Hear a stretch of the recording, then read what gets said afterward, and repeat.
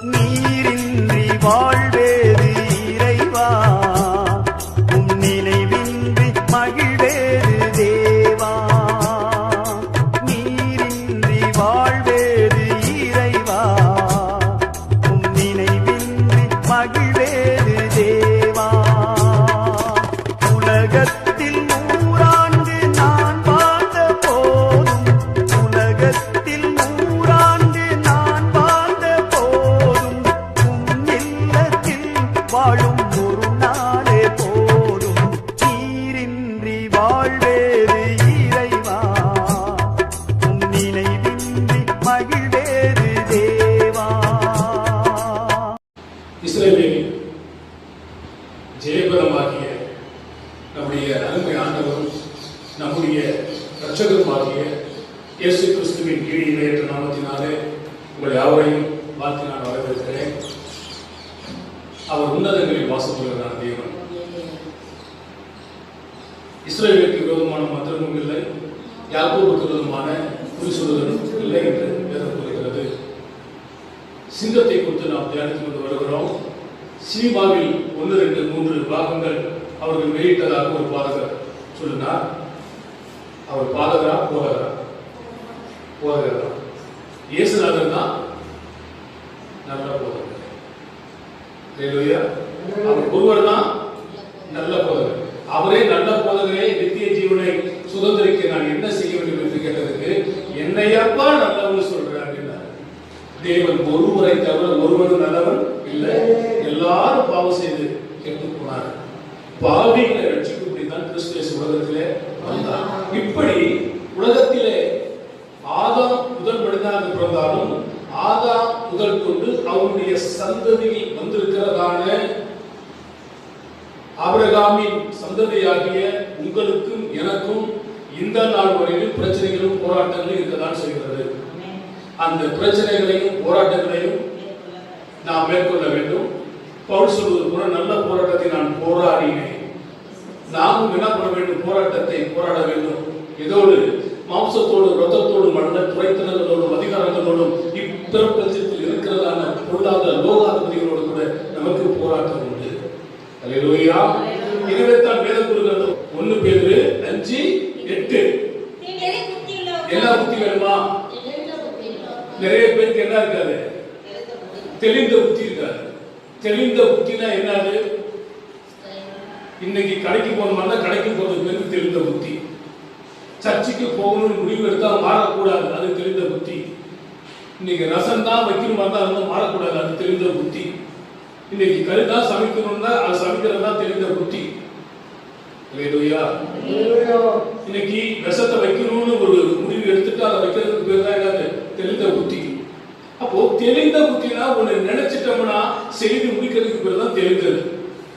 இல்ல அதை செய்யலாமா வேணாமா, சர்ச்சுக்கு போகலாமா வேணாமா, ஜெபிக்கலாமா வேணாமா, பைபிளை படிக்கலாமா வேணாமா அப்படின்றதுக்கு பேர் என்ன இல்ல? தெளிந்த புத்தி இல்ல. நீங்கள் தெளிந்த புத்தி உள்ளவர்களாயிருங்கள். எப்படி இருக்குமா? ஏன் விழித்திருக்கணும்? திருட எப்போ வருவான்னு தெரியாது, இயேசுநாதர் எப்போ வருவான்னு தெரியாது. அதனால நீங்க என்ன பண்ணுங்க? விழித்திருங்கள். ஏனெனில் இப்போ திருட வர்றது ஒரு விதம், இயேசுநாதர் வருவது ஒரு விதம். இப்போ நம்முடைய எதிராளியாகி பிசாசானவன் கெர்ச்சிக்கிற சிங்கத்தை போல எவனை விழுங்கலாமோ என்று வகைத்தேடி சுற்றிக்கிறான். இவன் வேலையே என்ன வேலைன்னா சுத்திக்கிட்டே இருக்க வேண்டியது வேலை. உலகத்துல சொல்லுவாங்க, நாய்க்கும் வேலை இல்லை, நிக்கவும் நேரம் இல்லை. இந்த நாய் ஓடும். எங்க ஓடும்? ஓடும். ஏதாவது வேலை இருக்கா? ஒண்ணு கிடையாது. அங்க நீங்க ஏழு கேட்டா அது ஒண்ணு கிடையாது. இப்போ நாய்க்கு எந்த வேலையும் கிடையாது, அது நிக்கிறமும். ஆனா ஆண்டவர் சொல்ற நாய்களுக்கு எந்த நாய்களுக்கு? எந்த நாய்களுக்கு? சில நாய்கள் எப்படி இருக்குமா? ரொம்ப பாசமான நாய்களாக இருக்கும். குழந்தைகளை காப்பாற்றிருக்கிற நாய்கள், எஜமான்களை காப்பாற்றிருக்கிற நாய்கள், மிருக ஜீவன்கள் பலத தன்னோட வாழ்கிற பிராணிகளை காப்பாற்றிருக்கிறது பல நாய்கள். நாய் நாவே உள்ளதான் நன்றி உள்ளது. சில சொல்லுவாங்க நன்றி கட்ட நாயே. யாருக்கு நன்றி உள்ளவர்களாக இல்ல? ஆண்டவருக்கு நன்றி உள்ளவர்களாக இல்ல. கர்த்தர் சுகத்தை கொடுத்திருக்கிறார், பலனை கொடுத்திருக்கிறார், ஆரோக்கியத்தை கொடுத்திருக்கிறார், கொரோனாவிலிருந்து கர்த்தர் பாதுகாத்திருக்கிறார், கைகளின் பிரயாசங்களை கர்த்தர் தந்திருக்கிறார், உண்ண உணவு கொடுத்திருக்கிறார், உடுத்த உடைய கொடுத்திருக்கிறார். 10 பேர் ஆண்டவர் சுகமாக்கினா ஒரே ஒருத்தர் தான் வந்தான். எதற்காக வந்தான்? நன்றி நன்றி நன்றி என்று துதிக்கிறேன், நல்லவரே நன்மைகளை நினைக்கிறேன். நன்றி நன்றி நன்றி என்று துதிக்கிறேன், நல்லவரே நன்மைகளை நினைக்கிறேன். நன்றி ஐயா, நன்றி ஐயா, ஏசையா, நன்றி ஐயா, நன்றி ஐயா, ஏசையா. ஹல்லேலூயா. நீங்களா எப்படி வந்திருக்கீங்க? நன்றி சொல்லாமல் இருக்கவே முடியாது பல நன்மை செய்த இயேசுவுக்கு நன்றி நன்றி நன்றி என்று சொல்லி நான் துதிப்பேன், நாள்தோறும் போற்றுவேன், நாள்தோறும் போற்றுவேன். துன்பம், துயரம், பிரச்சனை, போராட்டம் வரதான் செய்யும். ஆனா உங்களுக்கு தேவனுக்கு நன்றி செலுத்தணும் எண்ணம் இல்ல. ஹல்லேலூயா. அப்ப இந்த நன்றி அறிதல் உள்ளவர்களாய் இருங்கள். தேவன் செய்த நன்மைகளுக்கு நான் என்ன பண்ணுவேன்? ரட்சிப்பின் பாத்திரத்தை எடுத்தவர் நான் என்ன பண்ணுவேன்? தொழுது கொள்ள முடியும். அதுக்காக தான் கர்த்தர் பாதுகாத்திருக்கிறார், அதுக்காக தான் ஜீவனை கொடுத்திருக்கிறார், அதுக்காக தான் சுகத்தை கொடுத்திருக்கிறார், அதுக்காக தான் பலனை கொடுத்திருக்கிறார். அதேபோல தேவனுடைய பிள்ளைகளே, நாம் நன்றி கெட்டவர்களாக இருக்கக்கூடாது. சுள்ளத்துக்காரர்களுக்கு எச்சரிக்கையார்கள், நாய்களுக்கு எச்சரிக்கையாக இருங்கள் என்று வேதம் கூறுகிறது. நாம் எச்சரிக்கையுடையவர்களாய் ஜாக்கிரதை உள்ளவர்களாய் காணப்பட வேண்டும். ஏனெனில் உங்கள் எதிராளியாகிய பிசாசானவன் எச்சிக்கிற சிங்கத்தை போல எவனை குறிப்பிட்ட எவனை கிடைச்சானா அவன் முழுங்கிடுவான். அது நீங்களா இருக்கலாம், நானா இருக்கலாம், யாரா இருக்கலாம். அப்ப சாத்தானை ஜெயித்தவன் சிம்சோன். சாத்தா யாருதான்? சிங்கம். சிங்கத்தை ஜெயித்தவன் யாரு? சிம்சோன். சிங்கத்தை ஜெயித்தவன் யாரு? தாவீது. சிங்கத்தை ஜெயித்தவன் யாரு? பெனாயா. சிங்கத்தை ஜெயித்தவன் யாரு? தானியேல். சிங்கத்தை போல பலவான்கள் யாரு? யூதா, காத், தான், பார்வோன், இஸ்ரவேல் ஜனங்கள், நீதிமான்கள், சவுல், யோனத்தான், யூதாவின் ராஜசிங்கமாய் இயேசு கிறிஸ்து. ஒன்னு மிஸ்ஸி. ரைட். இப்படி இருக்கும் பொழுது நாம் சிங்கங்களை ஜெயிக்கிறவர்களாக இருக்க வேண்டும். போன வாரத்தில் நாம் தியானித்தோம். ஆண்டவர் சொன்னார், நீ போற வழியிலே திரும்பி வராமலும், யார் வீட்டிலையும் தங்காமலும், யார் வீட்டுல அப்பகுசியாமலும், யார் வீட்டுல தண்ணீரையும் குடிக்கவும் கூடாது. தேவன் சொன்னதான வார்த்தைகளை எந்த மனுஷன் மீறினாலும் அவனை சிங்கம் கொல்லும். எனவே நீங்கள் நானும் தேவனுடைய வார்த்தைகளை, தேவனுடைய வசனங்களை அற்பமாக எண்ணக்கூடாது. கர்த்தருடைய வார்த்தை வசனம் சொல்கிறது, கர்த்தருடைய ஆலயத்துக்கு போவோம் வாருங்கள் என்ற பொழுது எருசலேமே என்னுடைய பாதங்கள் உம்மிடத்தில் வந்து தங்கினது.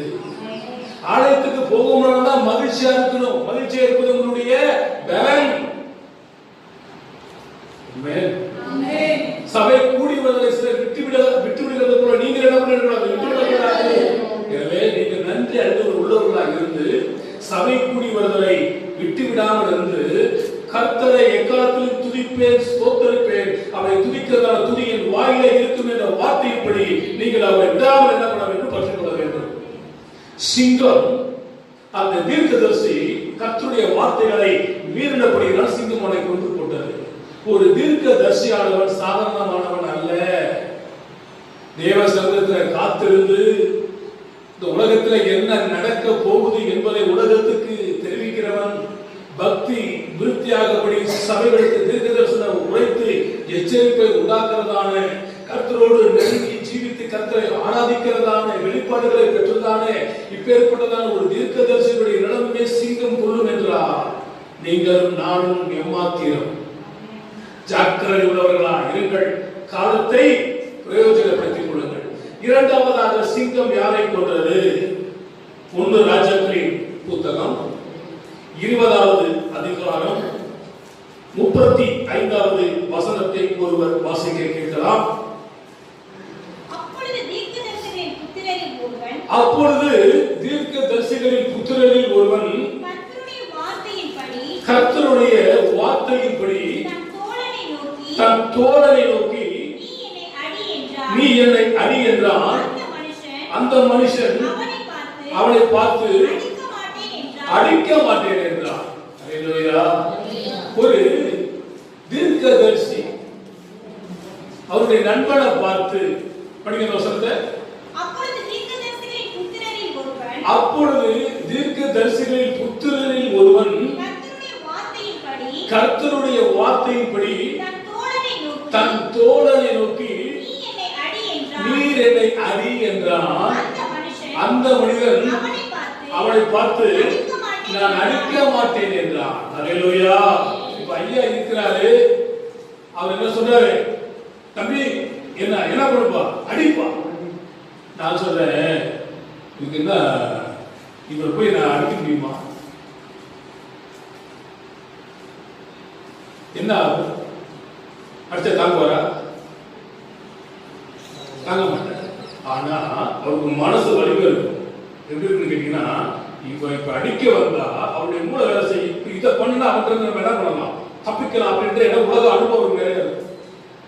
இவன் இன்னொன்னு, அவர் நம்ம நேசித்தபடினா, அன்பு கூர்ந்தபடினா, பிரியமாக இருந்தபடினா இவன் அடிக்க மாட்டேன். ஒரு சமயம் என்ன கூட ஒருத்தர் சொன்னாங்க, அவன் அடின்னு சொன்னாங்க. அடிக்க முடியாது. எப்படி அடிக்க முடியும்? நம்ம என்ன அடியாத அடிக்க நண்பர்கள் சில சமயத்துல ஒரு கூட்டு சேர்ந்துக்குவாங்க, அவன் அடிப்போம் வா, நமக்கு அவன் தான் எதிரி, வா பார்த்துக்கணும். எதிரியா இருந்தா அடிக்கலாம். நண்பன் அடிக்க முடியுமா? அடிக்க முடியாது. சிநேகிதன் அடிக்க முடியுமா? அடிக்க முடியாது. ரொம்ப நேசிக்கணும் அடிக்க முடியுமா? அடிக்க முடியாது. குடும்பத்துல பிரச்சனை சண்டை வருது, அது வேற விஷயம். குடும்பத்துல எல்லா குடும்பத்திலையும் சண்டை வருது, எல்லா குடும்பத்திலையும் பிரச்சனை வரும், அது வேற. இங்கே நேசித்தபடினா ஒரு காரணமும் இல்ல, சும்மா இருக்கிறவனை நீ அடி, அதுல அடிக்க முடியுமா? முடியாது. இவ சொல்றான் நான் அடிக்க முடியாது, நான் அடிக்க மாட்டேன். அடுத்த வசனம், அப்பொழுது அவன் இவனை பார்த்து யார் சத்தமா? யாருடைய சத்தமா? நீ தீர்க்கதரிசி சொன்னா அது என்ன வார்த்தை? கர்த்தருடைய வார்த்தை, கர்த்தருடைய சத்தம். நீ கர்த்தருடைய சத்தத்துக்கு கீழ்ப்படியாம போன அப்படின்னா, இதோ நீ என்னை விட்டு புறப்பட்டு போன உடனே ஒரு சிங்கம் உன்னை கொல்லும் என்றார். அல்லேலூயா. சிங்கத்தின் மேலும் பாம்பின் மேலும் நடந்தே செல்லுவே, சிங்கத்தின் மேலும் பாம்பின் மேலும் நடந்தே செல்லுவே, சாத்தான் சகல வலிமையை வெல்ல அதிகாரம் எனக்குண்டு, சாத்தான் சகல வலிமையை வெல்ல அதிகாரம் எனக்குண்டு. ஹல்லேலூயா. ஆனந்தமே, ஹல்லேலூயா, ஆனந்தமே, ஹல்லேலூயா, ஆனந்தமே, ஹல்லேலூயா, ஆனந்தமே, ஹல்லேலூயா.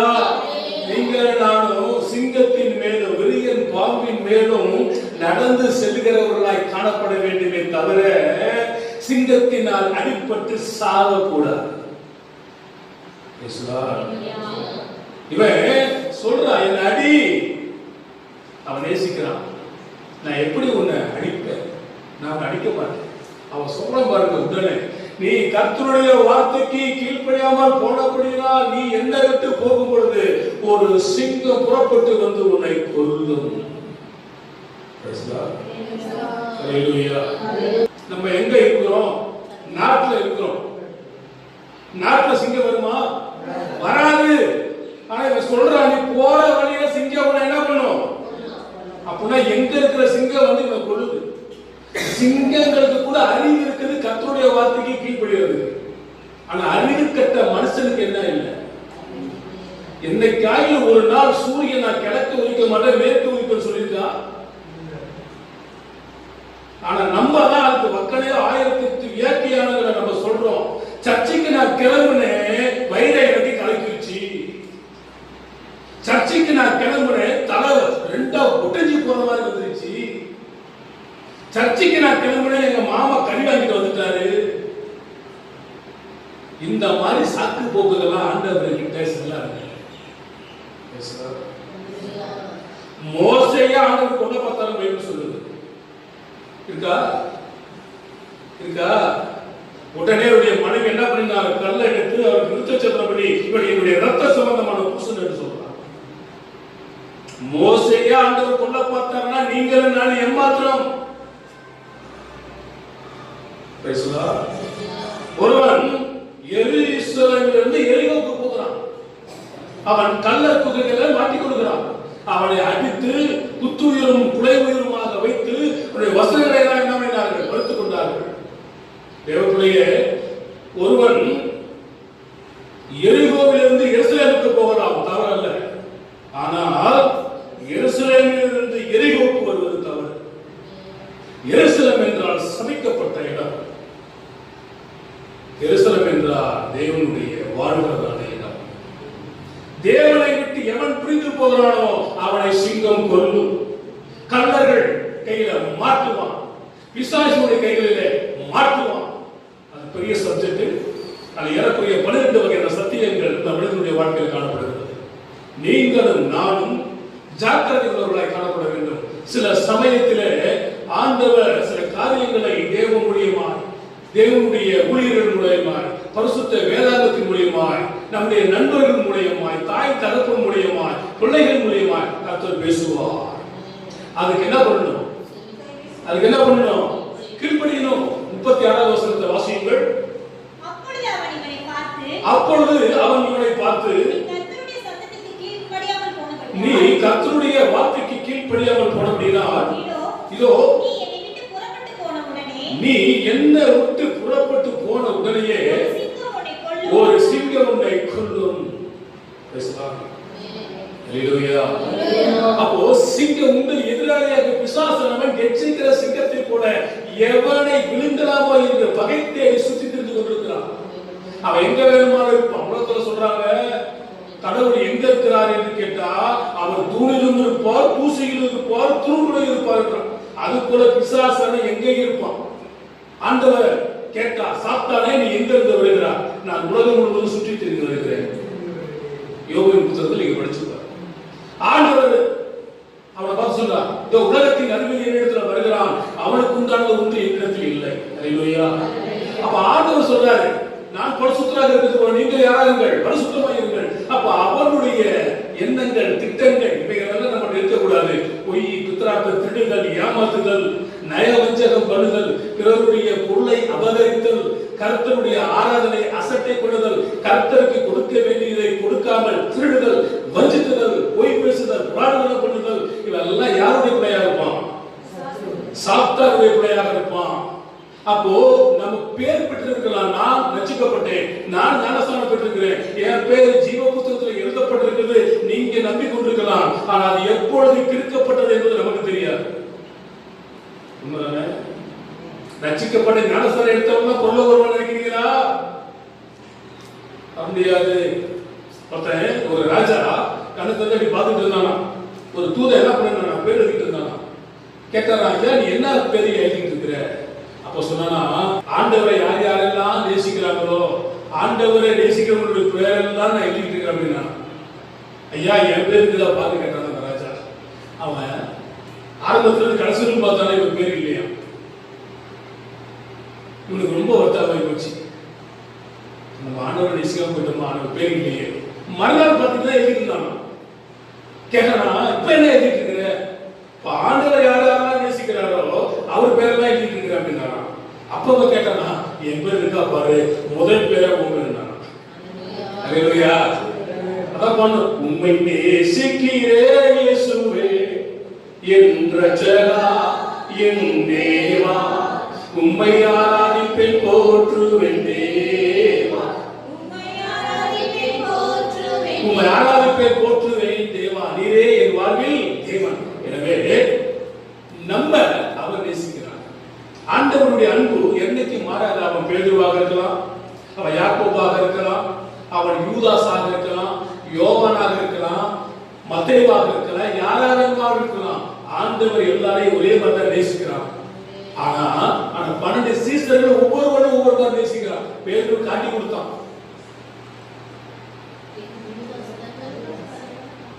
அது உடனே பதில் வருது இல்லையா? அதுதான் நான் கேட்க, நீங்க என்ன பதில் சொல்றீங்க, அதான் கேட்க விடுறேன். யூதாஸ் என்ன பண்ணா? காட்டி கொடுத்தான். பேதுரு என்ன பண்ணா? மறுதலித்தான். ஆனா இயேசுநாதர் என்னைக்காக மறுதலிச்சாரா? நீ என் சீசன் இல்ல, உன்னை ஏன் நான் தெரிஞ்சுக்கிட்டேன் அப்படின்னு சொன்னாரா? கிடையாது. அவர் அன்பு இன்றும் மாறாது. அவர் நேற்று இன்று என்றும் மாறாத. இனிமே அருமையான தேவனுடைய பிள்ளைகளே, சாத்தான் சிங்கத்தை போல யாரை விருங்கலாம் என்று கெர்ச்சித்து வருவான். நீங்கள் நான் ஜாக்கிரதை உள்ளவர்களாக இருக்க வேண்டும். 91வது சங்கீதத்துல 13வது வசனத்தை ஒருவர் வாசிக்க கேட்கலாம்.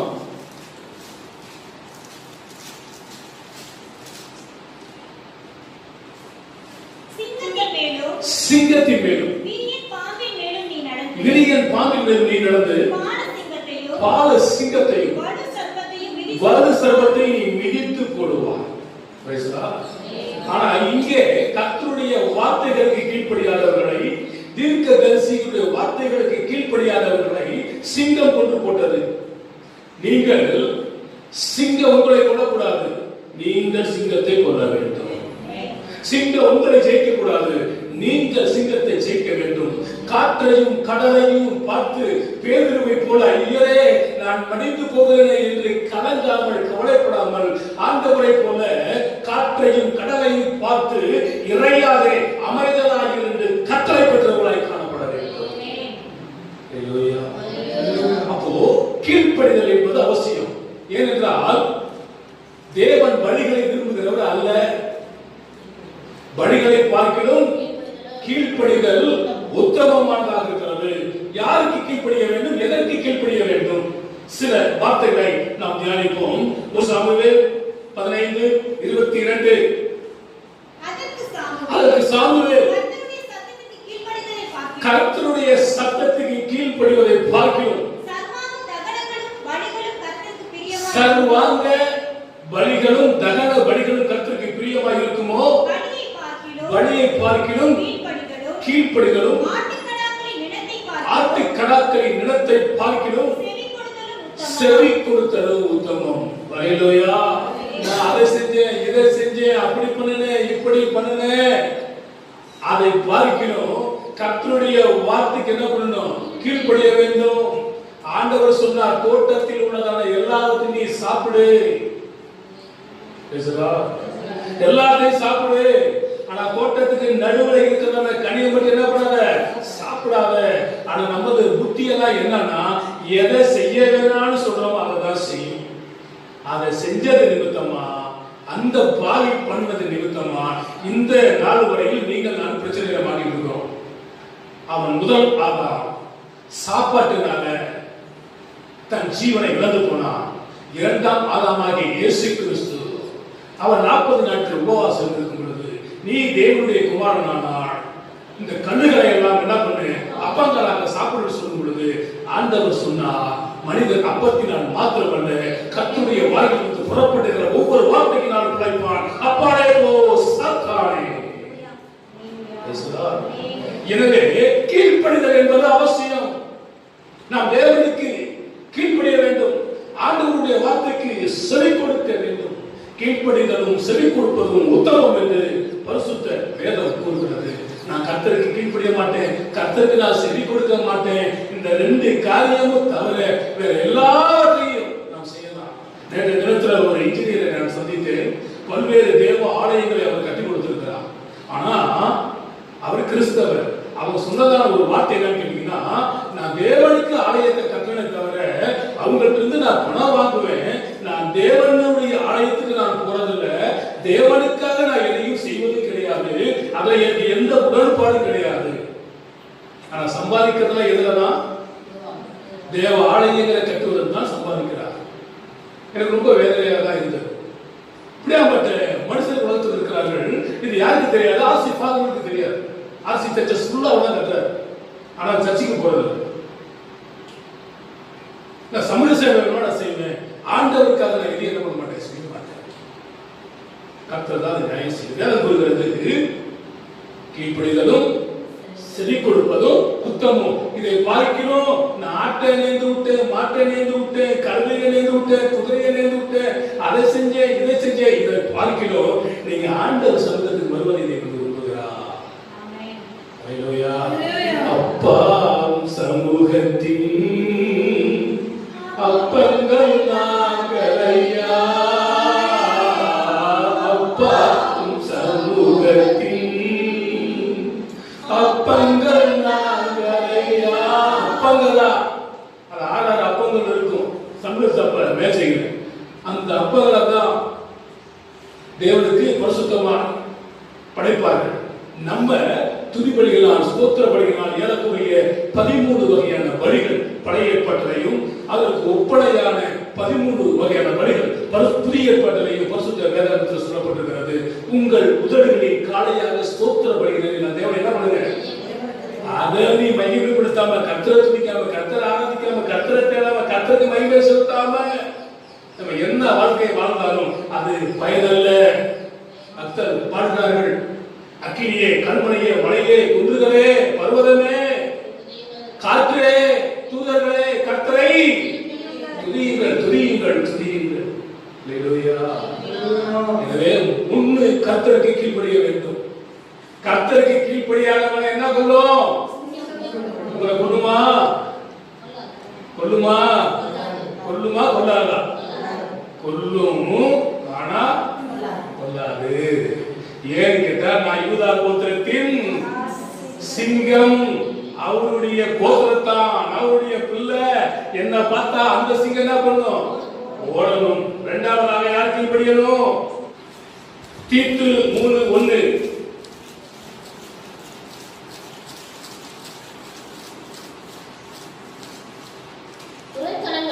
துரைத்தனங்களுக்கும் அதிகாரங்களுக்கும்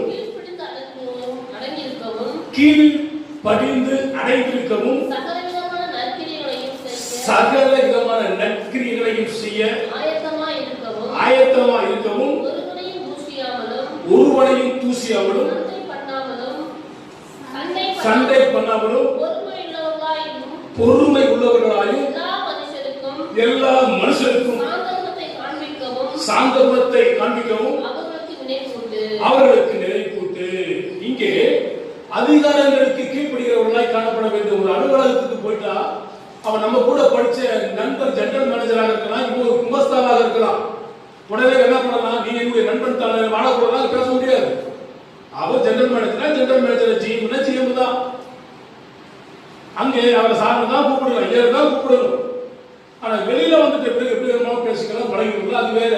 அப்ப அதிகாரங்களுக்கு கீழ்ப்படுகிறவர்களாய் காணப்பட வேண்டும். 1 பேரு 2ஆம் அதிகாரம் 13வது வசனம். நீங்கள் மனுஷருடைய கட்டளைகள் யாவைக்கும் கர்த்தருக்கு கீழ்ப்படியுங்கள். மேலான அதிகாரமுள்ள ராஜாவானாலும் சரி, தீமை செய்கிறவர்களுக்கு ஆக்கினையும், நன்மை செய்கிறவர்களுக்கு புகழ்ச்சி உண்டாயிருக்கும்படி அவனால் அனுப்பப்பட்ட அதிகாரியானாலும் சரி கீழ்ப்படியுங்கள். மேலான அதிகாரத்துக்கு நீங்கள் நான் என்ன பண்ணணும்? கீழ்ப்படிய வேண்டும். ஆனா அநியாயமா ஒரு ராஜா எதாவது செய்வான் என்று சொன்னால் அவனுக்கு ஆக்கினை தீர்ப்பு நிச்சயம் என்று வேதம் கூறுகிறது. நமக்கு மேலே உள்ளவர்களுக்கு அவர்கள் எப்பேற்பட்ட அதிகாரிகளாக இருந்தாலும் சரி, நாம் என்ன பண்ண வேண்டுமா? கீழ்ப்படிய வேண்டுமா? ஒருவேளை இந்துவாக இருக்கலாம், அல்லது இஸ்லாமியராக இருக்கலாம், அல்லது கிறிஸ்தவர்களாக இருக்கலாம், அல்லது புத்தரை வணங்கக்கூடியவராக இருக்கலாம், அல்லது நாத்திகராக இருக்கலாம், நமக்கு மேலான ஒரு அதிகாரியாக இருப்பார் என்று சொன்னால் அந்த சட்ட திட்டங்களுக்கு நீங்கள் நான் கீழ்ப்படிய வேண்டும் என்று பரிசுத்த வேதம் தெளிவாக கூறுகிறது. எபேசியர் 6வது அதிகாரம் 5வது வசனம், வேலைக்காரரே நீங்கள் கிறிஸ்துவுக்கு கீழ்ப்படிகிறது போல சரீரத்தின்படி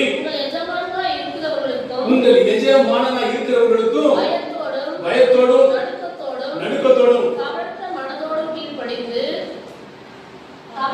கபடற்ற மனதோடு கீழ்ப்படிந்து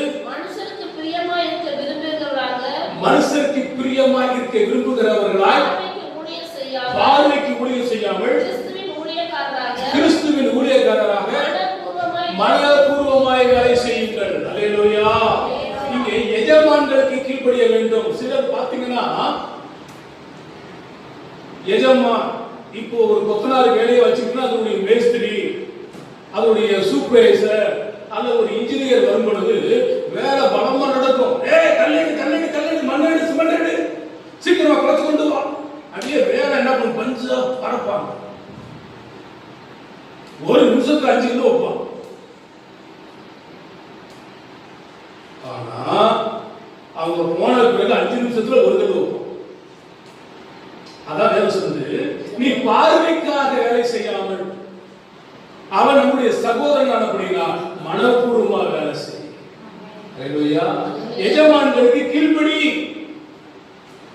எஜமான்களுக்கு கீழ்ப்படிந்து ஆக வேண்டும் என்று பரிசுத்த வேதம் தெளிவாக நமக்கு சொல்கிறது. அதனால அவங்க பார்க்கும் பொழுது மாத்திரம் வேலை செஞ்சுட்டு அதனால சொல்ல உலகத்துல ஓப்படிக்காதமா, என்ன பண்ணாத, ஏமாத்தாத, ஓப்படிக்காத, நடிக்காத, தந்திரசாலியா இருக்காத, நம்மளால முடிஞ்ச அளவுக்கு நம்ம வாங்குறதான சம்பளத்துக்கு ஒழுங்காக வேலை செய்ய வேண்டும். அல்லேலூயா. கர்த்தருக்கு கீழ்ப்படியுங்கள், அதிகாரங்களுக்கு கீழ்ப்படியுங்கள், எஜமான்களுக்கு என்ன பண்ணுங்க, கீழ்ப்படியுங்கள். எபேசியர் 5வது அதிகாரம் 22 இருந்து 24 வசனங்கள். மனைவிகளே கர்த்தருக்கு கீழ்ப்படிகிறது போல உங்க சொந்த, பாத்தீங்கன்னா ஒரு சண்டை நடந்துச்சு ஒரு கிராமத்துல, ஒரு தண்ணி கைப்பற்ற சண்டை நடந்துச்சு. புருஷன் சொல்றாரு வந்து, இருக்கு வா, நீ பைப்ல சண்டையில போட வேண்டாப்பா, உங்களுக்கு என்ன தெரியும், இப்படியெல்லாம் விட்டு ஆகாது அப்படின்னு சொல்லிட்டு புருஷனுக்கு சண்டை பிடிச்சான். அங்கே வார்டு மெம்பர் வந்தாராம், அம்மா ஏமா சண்டை போடுற போன்னு சொல்றது போட்டு சொல்லிச்சான். இப்ப யாருக்கு கீழ்படுகிறார்?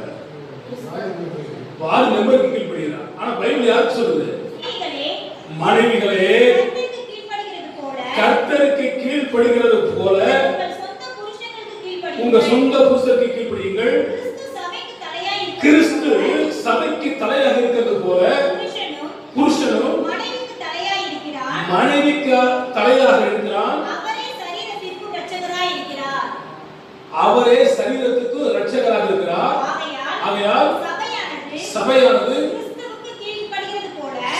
கிறிஸ்துவுக்கு கீழ்ப்படுகிறது போல மனைவிகளும் சொந்த புருஷர்களுக்கு எந்த காரியத்திலையும் கீழ்ப்படிந்து இருக்க வேண்டும். அல்லேலூயா. ஏற்கனவே சொன்னேன், என்ன சொன்னேன், யாருக்கு கீழ்ப்படுகிறவ? வார்டு மெம்பருக்கு. ஆனா யாருக்கு கீழ்ப்படி சொல்லுது? ஆமா. ஆனா ஒரே ஒரு விஷயத்துல மாத்திரம் உலகம் முழுவதும் இருக்கிறதான பெண்கள் புருஷனுக்கு கீழ்ப்படுகிறார்கள். எதுலன்னு கேட்டீங்கன்னா, ஏம்மா இன்னைக்கு சபைக்கு வரலன்னு கேட்டா எங்க வீட்டுக்காரர் போவானான்னு சொல்லிட்டாரு. நிறைய பெண்களுடைய வார்த்தை என்ன, எங்க வீட்டுக்காரரு சபைக்கு போக கூடாதுன்னு சொல்லிட்டாரு. ஏன் அவர் சீரியல் பார்க்கலான்னு சொல்றாரு, ஊருக்கதை பேசாதன்னு சொல்றாரு, ஊரை சுத்தாதன்னு சொல்றாரு, கண்ட நேரத்தில் செல்போனை பயன்படுத்தாதன்னு சொல்றாரு, கண்டவர்கிட்ட பேசாதன்னு சொல்றாரு. அதுக்கெல்லாம் என்ன இல்ல, அறிவு இல்ல. ஆனா ஒன்னே ஒண்ணுக்கு மட்டும் அறிவு வந்து கீழ்ப்படுகிறாங்க. எதுக்கு? சர்ச்சுக்கு போக வேணாம் எங்க வீட்டுக்காரர் சொல்லிட்டாரு. இப்படியாப்பட்டவங்களை எங்க வச்சு அடிக்கிறது?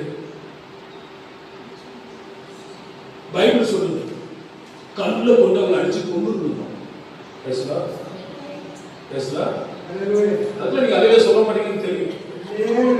எல்லாம் சொல்லுமா கர்த்தரை நீ ஆராதிக்காம கர்த்தரை தேடாம உடைய மானங்கட்ட வாழ்க்கை எதுக்கு? சுகோபகமாக வாழ்கிறவன் நீ சர்ச்சைக்கு வராம இருந்தினாவே நீ யாருக்கு ஒப்பன? செத்து போன பிணத்துக்கு ஒப்பன. சிங்கம் கொண்டதான் செய்யும். அதே பார்த்து போடும். இது ஏற்கனவே செத்து போனது. இதுகிட்ட போய் நான் ஏடா சண்டை பண்ணி அது போயிடும். உங்ககிட்ட தான் எடுத்து நிற்கும். பேசுதா? வீடு கொண்டு இயேசு வீரரே மாடு கொண்டு மன்னன் முனை செல்கிறார். சிங்கங்களாம் அல்லவோ கொடிகளேந்து படைகள் அல்லவா? யூத சிங்க யுத்த சிங்கமே. யூத சிங்கம் எப்பொழுது நீங்க யுத்தத்துக்கு ரெடியா இருக்கணும். அல்லேலூயா. இவனுக்கு மட்டும்தான் சிங்கம் வருமா? தீர்க்கதரிசி எட்டி போன வடகலை பெற்றவன் யாரு? எலிசா. அப்படி கிராமத்துக்கு போயிட்டு இருக்கிறான். 42 பிள்ளைங்க சொல்றான், மொட்டை தலையா மொட்டை தலையா மொட்டை தலையா, ஏறி போ மொட்டை தலையா. என்ன சொல்றான்? மொட்டை தலையா மொட்டை தலையான்னு இவன் கேலி கிண்டல் பண்றான்.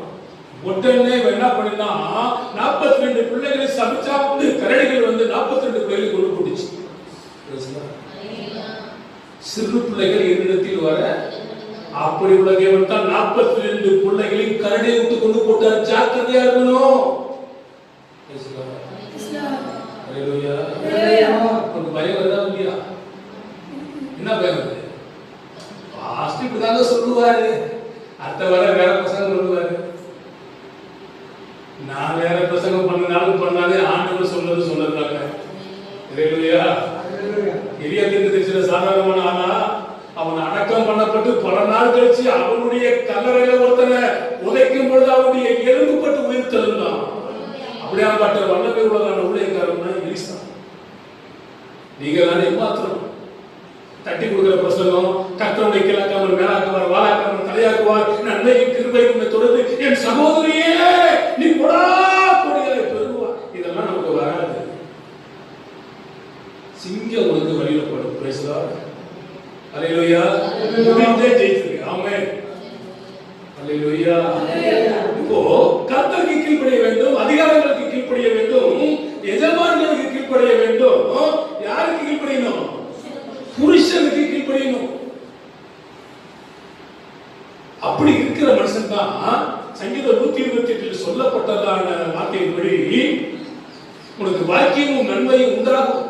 உன் மனைவி திராட்சை செடியை போல இருப்பான். உன்னுடைய பிள்ளைகள் ஒளிவமர கற்களை போல் இருப்பார்கள். கர்த்தருக்கு பயப்படுகிற மனுஷன் இவ்விதமாய் ஆசீர்வதிக்கப்படுவான். கர்த்தரையே நான் தேட மாட்டேன், கர்த்தரையே நான் நம்ப மாட்டேன். துன்மார்க்கன் பச்சை மரத்தை போல் செழிப்பான், உற்றுப்பார். அவன் இருக்கிறதான இடம் எங்கே என்று தெரியாது, அழைஞ்சு விடுவோம். உங்களுக்கு பயம் வேண்டும், நடிக்க வேண்டும். 5 வளையாது, 50 வராது, வளையாது. நீங்க சர்ச்சைக்கு வந்தா உங்க கூட சர்ச்சைக்கு வரணும். கர்த்தருடைய ஆலயத்துக்கு போகும்பொழுது ஒரு நீதிமான் போகும்பொழுது உன்னுடைய வஸ்திரத்தின் தொங்கலை பிடித்துக் கொண்டு 10 பேர் வருவாங்க என்று வேலை கொடுக்கிறது. இருக்கா இல்லையா? இருக்கு. அப்ப ஏன் உங்களை பூச்சிட்டு வரமாட்டேங்குது? இவளா எங்க அப்பா ஒரு கதை சொல்லுவாரு. 8 ஊர் சண்டைக்காரி மக 10 ஊர் சண்டைக்காரி. அது உங்க வாட்ஸ்அப்ல கூட ஒரு டைப் பண்ணி போட்டுருக்கு. எங்க போனாலும் சண்டை, எதுக்கு சண்டை, எப்பவும் சண்டை. புருஷனோட சண்டை, பிள்ளைகளோட சண்டை, தாய் தகப்பனோட சண்டை, மாமனார் மாமியாரோட சண்டை, வேலைக்கு போற இடங்கள்ல சண்டை, சபைக்கு வர இடத்துல சண்டை. இவைகள் எல்லாம் ஒரு நல்ல ஒரு கிறிஸ்தவ வாழ்க்கைக்கு அடையாளம் அல்ல. அதே சமயத்தில் உங்களுக்கு நியாயம் இருந்தா எதிர்த்து நீங்கள் போராடுவது தவறல்ல. பிசாசு துண்டி விட்டு வேடிக்கை பார்க்கிறான், உன்னை ஆசை காட்டி அழிக்க பார்க்கிறான். ஒரு பக்தர் பண்றான், தூண்டி விட்டு உன்னை வேடிக்கை. சில சமயத்துல நமக்கு பிடிக்காத ஒரு காரியத்தை ஒரு செகண்ட்ல எனக்கு பட்டு போகும், ஒரு சொன்ன ஏறி. அப்புறம் உங்க வாழ்க்கையில சில காரியங்களை நாம் நிதானிக்க வேண்டியதாக இருக்கிறது. உங்க வாழ்க்கையில் அப்படி வரலாம். திடீர்னு சாத்தான் தூண்டி விடலாம், எப்படி வேணுமாலும் தூண்டி விடலாம், யார் மூலியமா தூண்டி விடலாம். அந்த தூண்டி விடும் பொழுது நாம் சக்கரை உள்ளவர்களாக இருக்க வேண்டும். யாருக்கு கீழ்ப்படியணும்? கர்த்தருக்கு கீழ்ப்படியணும், அதிகாரிகளுக்கு கீழ்ப்படியணும், எஜமான்களுக்கு கீழ்ப்படியணும்.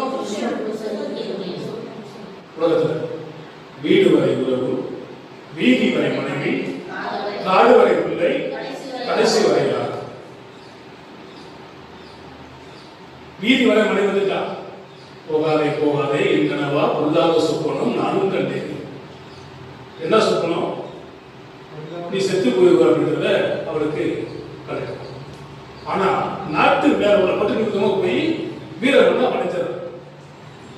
இன்னொரு தாய்களுடைய மன பார்த்து சொல்றாங்க, செத்து போன நம்ம சரீரத்தை பார்த்து இவனுடைய காயங்கள் எங்கே பட்டிருக்கிறது? நெஞ்சில பட்டுச்சு காயங்கள்லாம். இவன் என்னுடைய மகன் ஒரு வீரன். அல்லேலூயா. அந்த காயங்களை பார்த்தே இவன் வீரனா கோழையா என்பதை கண்டுபிடித்து கொள்ளலாம். முதுகில குத்துனா குத்துப்பட்டு வந்திருந்தா அவன் கோழை, பயந்து ஓடி வந்தவன். நெஞ்சில குத்தப்பட்டிருந்தான் அவன் வீரன். அல்லேலூயா. உலகத்துல சொல்றாங்க, கோழைக்கு அனுதினமும் மரணம், வீரனுக்கு ஒரே ஒரு நல்ல மரணம், அது வீர மரணம். பேசலாம். அடுத்தது யாருக்கு கீழ்ப்படிய வேண்டும்? எபேசியர் 6ஆம் அதிகாரம் 1ஆம் வசனம். பிள்ளைகளே பிள்ளைகளே உங்கள் பெற்றோருக்கு கர்த்தருக்குள் கீழ்ப்படியுங்கள். பிள்ளைகளே உங்கள் பெற்றோருக்கு கர்த்தருக்குள் கீழ்ப்படியுங்கள். இது அநியாயம். எப்படி இருக்கு? பிள்ளைகளே உங்கள் பெற்றோருக்கு கர்த்தருக்குள் கீழ்ப்படியுங்கள். இது நியாயமா? நியாயமா? நியாயம். அப்ப நியாயம்னா இது, அநியாயம்னா இது. ஒரு ரட்சிக்கப்பட்டதான ஒரு பிள்ளை, ஆண்டவருக்குள்ளாக இருக்கிறதான பிள்ளை, அப்பா ரட்சிக்கப்படலன்னா வச்சுக்குவோம், அப்பா எனக்கு போய் ஒரு கோட்டர் வாங்கிட்டு வாங்க, ரட்சிக்கப்பட்டு போமா? போமா? போக கூடாது, திருத்தணும். பேசுதா? அல்லேலூயா. அதே ஒரு மனைவி, கணவன் ரட்சிக்கப்பட்டவனா இருந்தாலும் சரி, ரட்சிக்கப்படாதவனா இருந்தாலும் சரி, அவன் சொல்ற வார்த்தைக்கு கீழ்ப்படிந்து பக்தி உள்ள நடக்கையினால் அவனை ஆதாயப்படுத்தலாம். பிள்ளையாகப்பட்டவன் ரட்சிக்கப்பட்டவனாக இருந்தால் தகப்பனை என்ன பண்ண வேண்டும்? திருத்த வேண்டும். எங்க அப்பாவெல்லாம் சொல்லும் பொழுது 7 வயசுல அவர் ஸ்மோக் பண்ண ஆரம்பிச்சிருக்கிறார். எத்தனை வயசுல? 7 வயசுல. 50 வயசுல 57 வயதுல இயேசு கிறிஸ்துவை ஏற்றுக்கொண்டார். சாராயம் குடிப்பார், கொஞ்சம் ஒரு முடக்கு. அவர் குடிக்கிறாரா குடிக்கலையானே யாருக்கு தெரியாது. வெத்தலை பாக்கு போடுவார், ஸ்மோக் பண்ணுவார். ஆனா மறுநாள் ஞானஸ்தானம் கட்டி கட்டாக இருக்காரு.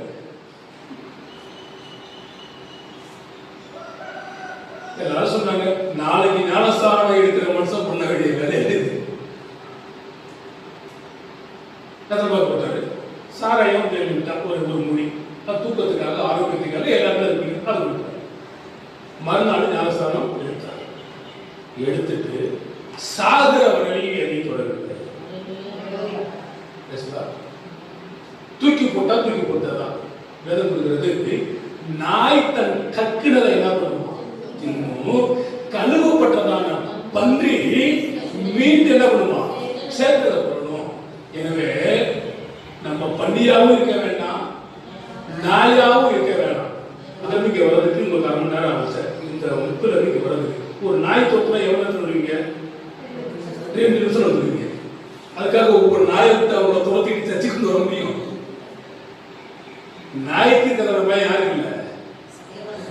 தேவனுக்கு இல்லை. எனவே பைபிள் சொல்லுது, பிள்ளைகளே உங்கள் பெற்றோருக்கு கர்த்தருக்குள் கீழ்ப்படியுங்கள். இது நியாயம். இந்த பிள்ளை கேட்குது, நீ ஏன் என்ன பெத்த? பைபிள் சொல்லுது, அப்படியாப்பட்ட பிள்ளைகள் நதியின் காகங்கள் பிடுங்கும். உன் தாயையும் தகப்பனையும் நீ கனவீனப்படுத்திட்டு நீ எப்படி வாழ நினைக்க முடியாது.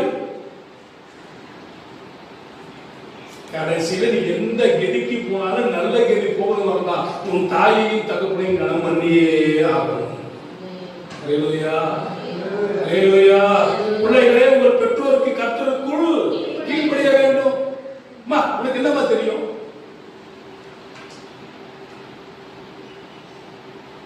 உன் காலம் வேற, என் காலம் வேற. நான் என்ன படிச்சிருக்கேன், நீ என்ன படிச்சிருக்க? அது அருட்கட்ட நாயே, தாய் தகப்பன் படிக்கிறதுக்காக தானே ஒன்ன படிக்க வைக்கிறோம். ஆமென். ஏன் நாங்க தான் கஷ்டப்பட, நீ நல்லா இருக்கணும். ஆனா இது தாய் தகப்பனுக்கு முன்னாடி கால் மேல கால் போடுறது, காலை ஆட்டுறது, பெரிய கெத்து காட்டுறது யாருக்கிட்ட? இங்க ஒரு பாஸ்டர் வந்திருந்தார், நான் தான் செய்தி. பொண்ணு நல்லா பாத்தீங்கன்னா நல்லா சக்கச்சேவையா இருக்குது, நல்லா ஆங்கில நாலேஜ், நல்லா படிச்சது, நல்லா பாடுது. பாஸ்டர் நாம உட்கார்ந்துருக்கிறோம், அவருக்கு சட்டை போட்டுருக்கிறார். இந்த சட்டையில இருக்கு பாருங்க, உள்ளுக்கு தையல். இந்த தையலை தூக்கி வெளியே போட்டுருக்காரு. கேட்டா ஃபேஷன், கருப்பு சட்டை. அவங்க அம்மா உட்காந்துருக்காங்க, உள்ள கால் மேல கால் போட்டு உட்காந்துருக்கு. பெரிய பெரிய பாசமா உட்காந்துருக்காங்க. நம்ம ஏன் அசம்பிளி பாஸ்டர் இருக்கிறாரு, கிளமண்ட், பீட்டர் கிளமண்ட், அவரும் உட்காந்துருக்காரு. இந்த பொண்ணு கால் மேல கால் போட்டுக்கிட்டு 22 வயசுல தான் இருக்கும். செய்தியாளர் நான் தான். விட்டு லெஃப்ட் ரைட் வந்து கால் எடுத்துருச்சு. நீ யாரா இருந்தா எனக்கு, நீ எந்த கும்பா இருந்தா எனக்கு, ஒரு சபை இருக்கிறாள் பெண் அடக்கூடவளாக இருக்க வேண்டும். கால் மேல கால் போட எனக்கு பிடிக்காது. அதே போல எனக்கு விசுவாசிகளாக இருந்தாலும் சரி, என்னோட மூத்த மகனை கால் போட மாட்டேன். அது நான் கற்றுக்கொண்டது அர்த்தம். அது என்ன ஒழுங்கற்ற தன்மை. பிடிச்சு லெஃப்ட் அண்ட் ரைட் வாங்கல எடுத்துருச்சு. அவங்க அம்மா சொல்றாங்க, நான் அப்பவே சொன்ன கேட்டியா நீ? இப்போ மாணவன் பப்ளிக்கா போச்சா? போகட்டும், யார் கேட்க முடியும்? வேத வசனம் சொல்லுகிறது, பிள்ளைகளே உங்கள் பெற்றோருக்கு கர்த்தருக்குள் கீழ்ப்படியுங்கள். ஒன்னு சொந்த புத்தி இருக்கணும், அல்லது சொல்ற புத்திய கேட்கிற புத்தி இருக்கணும். காரணம், பிள்ளையாண்டவனை நடத்த வேண்டிய வழியில் நடத்து. புறம்பை கையாளாதவன் தன் பிள்ளையை பகைக்கிறான். எனவே உங்க பிள்ளைகளை சரியான வழியில் நீங்க நடத்த கற்றுக்கொள்ள வேண்டும். இது நான் சொல்லல, வேதம் சொல்லுகிறது. கொலோசியர் 3 அதிகாரம் 20வது வசனம். ஒருத்தர் 1 தீமோத்தேயு 3:4. பிள்ளைகளே உங்கள் பெற்றோருக்கு எல்லா காரியத்திலையும் கீழ்ப்படியுங்கள், இது கர்த்தருக்கு பிரியமானது. அல்லேலூயா. பிள்ளைகள் வந்து பெற்றோருக்கு கீழ்ப்படியணும். அது எது பிரியமா? யாருக்கு பிரியமா? கர்த்தருக்கு பிரியம். நிறைய இருக்கு பைபிள்ல. அன்பு அவருக்கு பிரியம், நேசம் அவருக்கு பிரியம், சுமூகமான நிறைய அவருக்கு பிரியம், கீழ்ப்படிதல் அவருக்கு பிரியம், விசுவாசம் அவருக்கு பிரியம், பரிசுத்த வேதாகமத்தை வாசிப்பது அவருக்கு பிரியம், அவரை அறிகிற அறிவில வளர்வது அவருக்கு பிரியம். நிறைய பிரியம் இருக்கிறது. இதுல தேவன் பிரியமாக இருக்கிறார். ஒரு பிள்ளை இருந்துச்சுன்னா அது அப்பா அம்மாவுக்கு கீழ்ப்படியணும். இப்பதான் சொல்லுவாங்க, அப்பாவுக்கு உள்ள தப்பாம பிறந்ததுலே இருப்பாங்க. அவர் முகம் அப்படியே இருக்குதுங்க, அச்ச அடையாளம் அப்படியே இருக்குதுங்க. அதுக்கான தேவனுடைய அச்ச அடையாளங்கள் எப்படி இருந்தாலும் சரி, உலகத்துல 7 பேர் ஒரே மனுஷன் போல இருந்தாலும் சரி, அவருடைய குணாதிசயங்கள் மாறும். ஆனா பைபிள் சொல்றது, உன் தாய்க்கு உன் தகப்பனுக்கு நீ கீழ்ப்படிகிற ஆண்டவராக இயேசு கிறிஸ்து அந்த சராசரங்களை படைத்த ஆண்டவராக இருந்தாலும், தச்சன் வீட்டில மகனாக பிறந்தாலும் அவர்களுக்கு கீழ்ப்படிந்து இருந்தார். இப்படிதான் படிக்கலையா? இப்படிதான் நீ படிக்கலையா? உங்களுக்கு கேட்குதா கேட்கலையா? அப்ப எப்படி பூம்பும் மட்டும் இருக்கிறீங்களா? கீழ் படிஞ்சானா கீழ்படிக்கலையா? யார் கீழ் படிஞ்சா? அவர் என்ன முன்னுட்டு சுத்தமா போடுறான்? யார் அவரு? சர்வலோகத்தை ஆளுகிறதான ராஜாதி ராஜா, கர்த்தாதி கர்த்தா, இஸ்ரவேலின் சேபலமானவர், உலக ரட்சகர். அவரே தாய் தகப்பனுக்கு கீழ்ப்படிந்த நீங்கள் நானும் கீழ்ப்படியக்கூடாதா? கீழ்ப்படியணும். கீழ்ப்படிந்த தேவனுக்கு பிரியம். 1 தீமோத்தேயு 3:4. தன் சொந்த குடும்பத்தை நன்றாய் நடத்துகிறவனும் தன் பிள்ளைகளை சகல நல் ஒழுக்கம் உள்ளவர்களாய் கீழ்ப்படிய பண்ணுகிறவர்களாய் இருக்க வேண்டும். ஒரு தகப்பனாக இருந்தா கண்டதை கண்டு காணாம போற தகப்பனாக, ஒரு புள்ள தப்பு செய்யுதுன்னா அதை பார்த்து ஒரு தடவை 2 தடவை சொல்லி கேட்காம போனா வச்சு உரிச்சு எடுத்துடணும். அவன் தான் தகப்பன். யார் அடிக்கலையா? அப்ப உங்க அப்பா சரியில்லைன்னு அர்த்தம். பைபிள் சொல்லுது, தகப்பன் தன் பிள்ளையை சிட்சிக்கிறது போல கர்த்தர் தமக்கு பிரியமாக இருக்கிறவங்க என்ன பண்றாராம்? சிட்சிக்கிறார். அப்படி எல்லாருக்கும் சிக்ஷை வருகிறது போல உங்களுக்கு வராமல் போனால் நீங்கள் வேசியின் பிள்ளைகளாக இருப்பீர்கள் என்று எபிரேயர் நிருபத்தில் எழுதுறார். அப்போ ஒரு தாய் தகப்பனுக்கு கீழ்ப்படியாத ஒரு பிள்ளை இருக்கும் என்று சொன்னால் அந்த பிள்ளையை என்ன பண்ணணும்? தகப்பன் பார்த்து அவரை கண்டிக்க வேண்டும், கண்டித்து உணர்த்த வேண்டும், நடத்த வேண்டிய வழியில நடத்த வேண்டும். அப்பொழுது அந்த தாய்க்கு தகப்பனுக்கு இந்த பிள்ளை கிரீடமாய் மாறும்.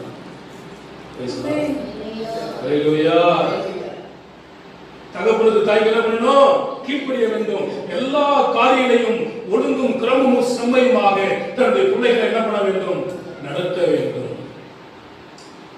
அடுத்தது எபிரேயர் 13:17 நடத்துகிறவர்கள் உங்கள் ஆத்துமாக்களுக்காக உத்தரவாதம் பண்ணுகிறவர்களாய் விழித்திருக்கிறவர்கள் ஆனபடியால் அவர்கள் துக்கத்தோடு அல்ல சந்தோஷத்தோடு அதை செய்யும்படி அவர்களுக்கு கீழ்ப்படிந்திருங்கள். ஹல்லேலூயா.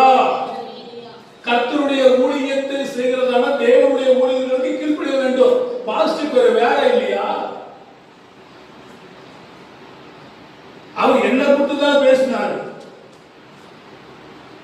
பரிசுத்த வேதாகமத்தை எடுத்து வசனங்களை வைத்து பேசும் பொழுது அந்த வார்த்தை உங்களோடு கூட பேசும் என்று சொன்னால் அந்த வேத வசனத்துக்கு ஒப்பு கொடுத்து நீங்கள் கர்த்தருக்கு கீழ்ப்படிந்து கர்த்தருக்கு அர்ப்பணித்து தேவனுக்கு பிரிய உள்ளவர்களாய் மாற வேண்டும். அதை விட்டுட்டு எனக்காக தான் பேசினார். உனக்காக பேச என்ன இருக்கு?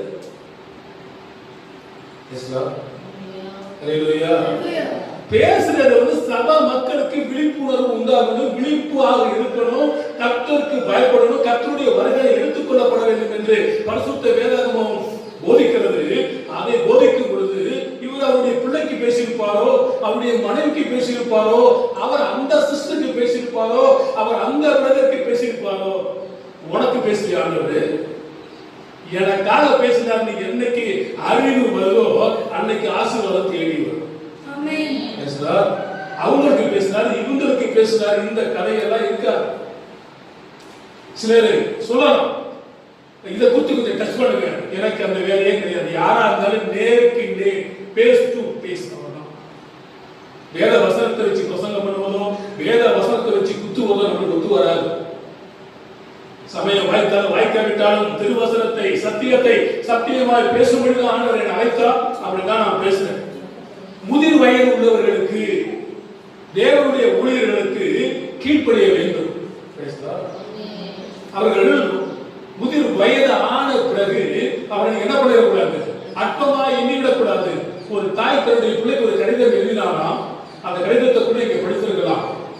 அப்பா, உன்னை நான் இப்படி எல்லாம் பார்த்தேன், எனக்கு வயதான போது நீ தெரியாத, ஏன்னா இப்படி எல்லாம் நான் உன்னை பார்த்து என்ன பண்ணேன், சிந்தித்துக் கொண்டு என்னை கவனித்துக் கொண்டு அன்பாளரும் தாய் அப்படி எழுதிருந்தாங்க.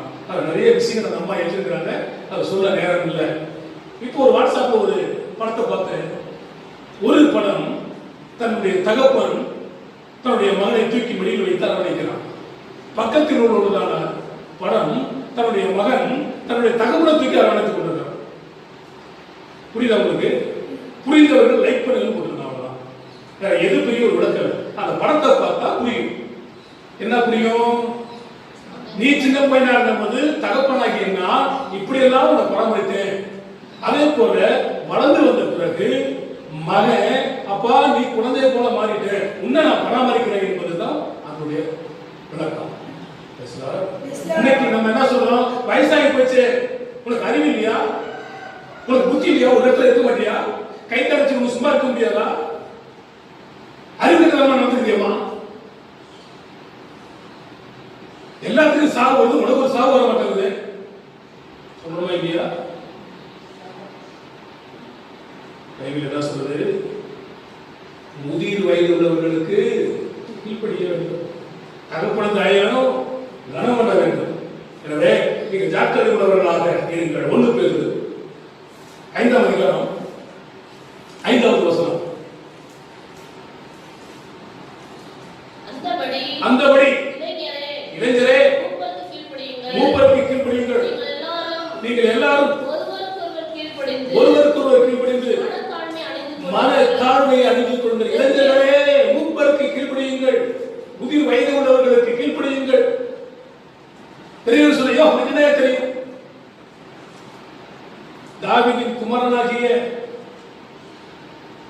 சாலமோனின் குமாரன் ரெகோபெயாம் இவன் ராஜ்யபாரத்துக்கு வந்தவுடன் ஆலோசனை போய் கேட்கிறான் முதியவர்கள்ட்ட. அவனுடைய ஆலோசனைகளை எல்லாம் தள்ளிட்டு இளைஞர்களின் ஆலோசனையை அவன் பண்ணான், பெற்றுக்கொண்டான். அது நிமித்தமாகவே அவன் வாழ்நாள் முழுவதும் பிரச்சனை. அவனுக்கு ராஜ்யங்கள் 10 என்ன பண்ண பிரிக்கப்பட்டு போச்சு. தேவ பிள்ளைகளே, வேதம் உண்மையை கண்ணை வைத்து உனக்கு ஆலோசனை சொல்லி நீ நடக்க வேண்டிய வழிகளை உனக்கு என்ன பண்ணுவேன், காட்டுவேன். முதிர் வயது உள்ளவர்களை அற்பமாய் எண்ணக்கூடாது, அவர்களை அசட்டப்படக்கூடாது. அவர்களுக்கு என்ன பண்ண வேண்டும், கீழ்ப்படிந்து நடக்க வேண்டும். ஏழாவதாக ரோமர் 6ஆம் அதிகாரம் 16வது 17வது வசனங்கள். மரணத்துக்கு ஏதுவான பாவங்களானாலும் நீதிக்கு ஏதுவான கீழ்ப்படிதலானாலும் எதற்கு கீழ்ப்படியும்படி உங்களை அடிமைகளாக ஒப்புக் கொடுக்கிறீர்களோ அதற்கே கீழ்ப்படுகிற அடிமைகளாக இருக்கிறீர்கள் என்று அறியீர்களா? முன்னே நீங்கள் பாவத்துக்கு அடிமைகளாக இருந்தும் இப்பொழுது உங்களுக்கு ஒப்புவிக்கப்பட்ட உபதேச சட்டத்திற்கு நீங்கள் மனப்பூர்வமாக கீழ்ப்படுகிறதுனால தேவனுக்கு ஸ்தோத்திரம். அல்லேலூயா. எங்கே கீழ்ப்படியணும், எதற்கு கீழ்ப்படியணும்? சத்தியத்துக்கு கீழ்ப்படிய வேண்டும். முன்ன அந்த காலத்துக்கு கீழ்ப்படிஞ்ச, பாவத்துக்கு கீழ்ப்படிஞ்ச, அக்கிரமத்துக்கு கீழ்ப்படிஞ்ச, அநியாயத்துக்கு கீழ்ப்படிஞ்ச, சீட்டாட்டத்துக்கு கீழ்ப்படிஞ்ச, சிகரெட்டுக்கு, சினிமாவுக்கு, கூத்துக்கு, கும்பாலத்துக்கு கீழ்ப்படிஞ்ச நீ இப்பொழுது தேவனுக்கு கீழ்ப்படியுங்கள், சத்தியத்துக்கு கீழ்ப்படியுங்கள். ஏன்னா தேவனும் சத்தியம் கொடுத்தார். நானே வழியும் சத்தியமும் ஜீவனுமாக இருக்கிறேன். பிதாவே சத்தியம், குமாரனே சத்தியம், பரிசுத்த ஆவியானவரே சத்தியம், பரிசுத்த வேதாகமே சத்தியம். சத்தியத்துக்கு என்ன பண்ணுங்க, கீழ்ப்படிகிறவராய் காணப்பட வேண்டும். எனக்கு தெரியாத பைபிளை பத்தி நான் எத்தனை வருஷம் நான் ஆண்டவருக்குள்ள இருக்க தம்பி, அனுபவம் கூட உன் வயசு இருக்காது தம்பி. நிறைய பேர் வயதானவங்க மூப்பர்கள் சொல்லுவாங்க பாஸ்டர்களை பார்த்து, பைபிள் சொல்லுது நீ யாரா இருந்தாலும் சத்தியத்துக்கு கீழ்ப்படிய வேண்டும். அல்லேலூயா. கற்றுக் கொடுத்த பாடங்கள் இது, கீழ்ப்படியக்கூடியது அவசியம். சத்தியத்தை என்ன பண்ண கனப்பட வேண்டும். சமயம் வாய்த்தாலும் வாய்க்காவிட்டாலும் திருவசனத்தை என்ன பண்ணணும், போதிச்சிடணும். யாக்கோபு 1:22 அல்லாமலும் நீங்கள் உங்களை வஞ்சாதபடிக்கு திருவசனத்தை கேட்கிறவர்களாய் மாத்திரமல்ல அதன்படி செய்கிறவர்களாய் இருக்க வேண்டும். அல்லேலூயா. நிறைய பேர் கேட்கறாங்க, வசனத்தை கேட்கறாங்க. அதான் எனக்கு தெரியுமா, அந்த வசனம் தெரியுமே. உனக்கு எந்த வசனம் தெரிஞ்சா என்ன, தெரியாது என்ன, வசனத்தை ஒரு வசனம் தெரிஞ்சாலும் அந்த ஒரு வசனத்துக்கு கீழ்ப்படிகிறது அவசியம். அல்லேலூயா. ஒரு தகப்பனும் ஒரு மகனுக்கு ஒரு உடன்படிக்கை இருந்துச்சு. என்ன உடன்படிக்கைனா, அப்பா மகன் நீ ஒரு தப்பு பண்ணா ஒரு டாலரை உண்டியல போட்டுருணும், நான் ஒரு தப்பு பண்ணா ஒரு டாலர் உண்டியல போட்டுறேன். ரெண்டு பேருக்கு உடன்படிக்கை சரியா? சரியான உடன்படிக்கை. தகப்பன் என்ன பண்ணிட்டாரு, ஊருக்கு போயிட்டாரு. ஊருக்கு போட்ட பிறகு இவன் என்ன பண்ணினா உண்டியல போட்டுக்கிட்டே வந்தான். அப்பா ஒரு நாள் வந்தாரு, உண்டிகளை திறந்து பார்த்தாரு, ஒரே ஒரு டாலர் இருந்துச்சு. என்னடா நீ ஒரே ஒரு டாலர் தான் இருக்குது, நீ எந்த தப்புமே பண்ணலையா? என்ன ஒரே ஒரு தப்பு தான் பண்ணுனேன். என்னப்பா பண்ணுன? உன் உண்டியில இருந்தது என் உண்டியில இருந்து செலவு பண்ணிட்டப்பா. அந்த ரெண்டுத்துக்கு சேர்த்து ஒரே தப்பா ஒரு காயம் போட்டப்பா. இதை கீழ்ப்படிது. நாம் ஜாக்கிரதை உள்ளவர்களாய் சத்தியத்துக்கு கீழ்ப்படிகிறவர்களாய் காணப்பட வேண்டும். 2 கொரிந்தியர் 9:13 அவர்கள் இந்த தர்ம சகாயத்தினாலாகிய நன்மையை அனுபவித்து நீங்கள் கிறிஸ்துவின் சுவிசேஷத்துக்கு கீழ்ப்படிதலோடு அறிக்கை இட்டிருக்கிற நிமித்தம் தங்களுக்கு மற்ற அனைவருக்கும் நீங்கள் உதாரத்துவமாய் தர்மம் செய்கிறது நிமித்தமும் அவர்கள் தேவனை மகிமைப்படுத்துகிறார்கள். அல்லேலூயா, அல்லேலூயா, அல்லேலூயா. ஏறக்குறைய 7 காரியங்களை உங்களுக்கு சொல்லியிருக்கிறேன். எதற்கு கீழ்ப்படிய வேண்டும்? 1, தேவனுக்கு கீழ்ப்படியுங்கள். 2, அதிகாரங்களுக்கு கீழ்ப்படியுங்கள். 3, எஜமான்களுக்கு கீழ்ப்படியுங்கள். 4, மனைவி புருஷருக்கு கீழ்ப்படிய வேண்டும். 5, பிள்ளைகள் பெற்றோருக்கு கீழ்ப்படிய வேண்டும். 6, முதியோர்களுக்கு கீழ்ப்படிய வேண்டும். 7, சத்தியத்துக்கு கீழ்ப்படிய வேண்டும். அல்லேலூயா. சிங்கம் யாரை கொன்றது? கீழ்ப்படியாதவர்களை கொன்றது. நீங்கள் நானும் கீழ்ப்படியவர்களாக இருந்தால் சிங்கத்தை கொல்லலாம். கீழ்ப்படியாதவர்களாக இருந்தால் சிங்கம் நம்மை கொல்லும். நீங்கள் சிங்கத்தை கொள்பவர்களா, சிங்கம் உங்களை கொள்பவர்களா என்பதை நீங்கள் நிதானித்து பாருங்கள். உங்கள் எதிராளியாகிய பிசாசானவன் வெற்றிக்கிற சிங்கத்தை போல எவனை விழுங்கலாமோ என்று பகை தேடி சுற்றிக்கிறான். எனவே இந்த வார்த்தையை நீங்கள் மனதில் வைத்துக் கொள்ளுங்கள். நீங்கள் ஆண்டவருக்கு பிரியமாக இருப்பீர்கள் என்று சொன்னால், உலகத்தில் சொல்றாங்க பணங்காட்டு நரி சலசலப்புக்கு அஞ்சாது. அதனால பிசாசு கழுத போல வரலாம், வெள்ளம் போல வரலாம், சிங்கத்தை போல வரலாம். எது வந்தாலும் அவருடைய பாச்சை நம்மகிட்ட படிக்காது. ஆமென், ஆமென். நம்ம வெற்றி கொடி பிடிப்போம். வெள்ளம் போல சத்துரு வருகிறது. அவருக்கு விரோதமாய் ஆவியானவர் ஜெயக்கொடியை ஏற்றட்டும். நம்முடைய கர்த்தராகிய இயேசு கிறிஸ்து நாமத்தினால் நமக்கு ஜெயம் கொடுக்கிற தேவனுக்கு, நமக்கு ஜெயம் கொடுக்கிற தேவனுக்கு, நமக்கு ஜெயம் கொடுக்கிற தேவனுக்கு ஸ்தோத்திரம். அருமையான தேவனுடைய பிள்ளைகளே, இதனுடைய ஆரம்பத்திலிருந்து இறுதி வரையில் இருக்கிறதான இந்த 7 பகுதிகளை பாருங்கள், கேளுங்கள், மற்றவர்களோடு கூட பகிர்ந்து கொள்ளுங்கள். வேத வசனம் விருத்தி அடையட்டும். உங்களையும் உங்கள் வீட்டையும் கர்த்தர் ஆசீர்வதிப்பாராக. கண்களை மூடுவோம், கர்த்தரை பார்த்து ஜெபிப்போம். தேவனுக்கு மகிமை உண்டாகட்டும். ஆமென். அல்லேலூயா.